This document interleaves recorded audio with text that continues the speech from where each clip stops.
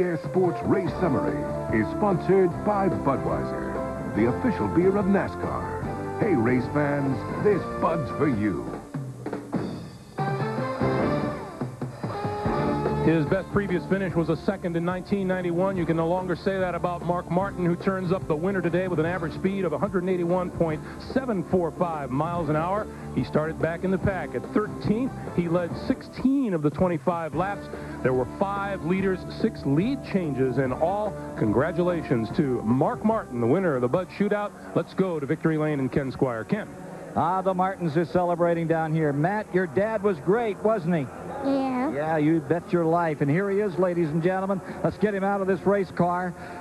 After all this effort, 12 times he's come into this event. He wins the Bud Shootout. Mark Martin has done it. Led 16 laps. After that stop on pit road, he was indomitable. Great run today.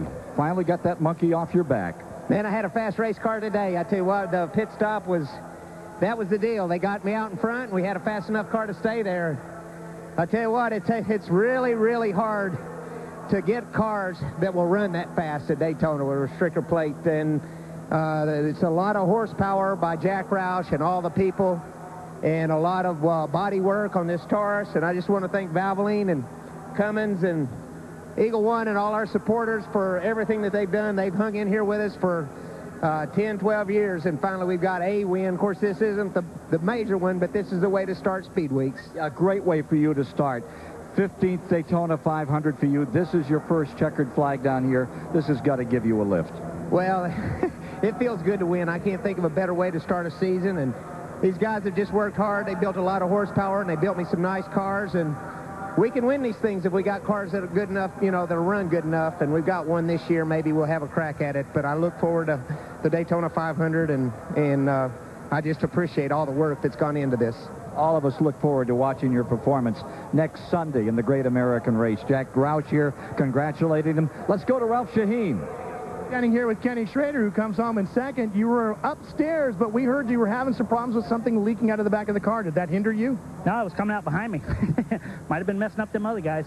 You know, but, you know, it messes everybody up. It just slicks the track up.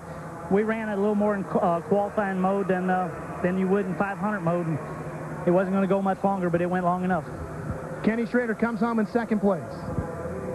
6 lead changes in this race. 6 lead changes. That's the most since 1993. Pretty good show. Yeah, it was. And it's kind of the tale of two teams, if you will. Jeff Gordon's team seems like they struggle in these kind of races. Thinking about the Winston. And then today, Mark Martin excels in these kind of races. You think about his success in the IROC series and winning these special events like this. I'd have to put my money on old Mark right now. That was very impressive. And it sure looks like the place to be is with your face to the wind out front. Yes, it does. You know, that has not been the case in past years here at Daytona. Looking back 5, 10 years ago when you waited for that last lap to make a slingshot pass, as we saw K.O. Yarborough do so many times. But now that has changed. If you got a good car like Mark Martin said he had, he got out front on the pit stop and was able to stay there and let them fight it out behind him. Let's check with Dick Berggren.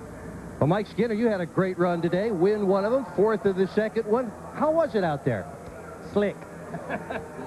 You know, I really wanted another one of them Remington guns, you know, but it just wasn't meant to be for us today. I don't know if we had a, you know, set of tires that the air pressure went funny on or whatever, but the car got extremely loose. And in the first race, about 3 or 4 to go, the car got a little bit free, but it was still stuck right on the bottom. And this race here with 10 to go, it was so loose I couldn't drive it. And it was unfortunate because I think we had the strongest, darn sure had the strongest motor. Man, the motor run good. And you know, the car was awfully good. Everybody did a great job. The pit stop was awesome once again. Those guys are hot. And my hat's off to them. My hat's off to Lowe's and Richard Childress Racing, Chevrolet. I tell you, it's not been the day we wanted, but it could have been worse. Were you working by yourself, or did you have any help out there today? Actually, Kenny and I worked together pretty good, and then my car got real loose, and I had to check up a little bit. And Kenny got around me, and his car was blowing so much oil out that when I'd try to go in behind him, it'd shove the front wheels and then get loose. And I said, you know, we got a long week ahead of us. We don't need to wad this car up and, you know, finish a good note on a bad note. So we took what this place would give us today, and we'll come back Thursday and see what we can do in the 125. And then Sunday in the Daytona 500. Mike Joy? Well, the wheel-to-wheel portion of Speed Weeks is underway with today's Bud Shootout. And on CBS, you'll see lots more here from Daytona. Saturday at noon Eastern Time, the Napa Auto Parts 300, Dale Earnhardt Jr. begins to defend his Grand National Championship. You'll see that live here on CBS. Followed by coverage of the Gatorade 125s, the twin races that will set the field for the Daytona 500. That's Saturday at 2:30 Eastern Time. And a week from today, the 41st annual Daytona 500, live on CBS as it's been every year since 1979.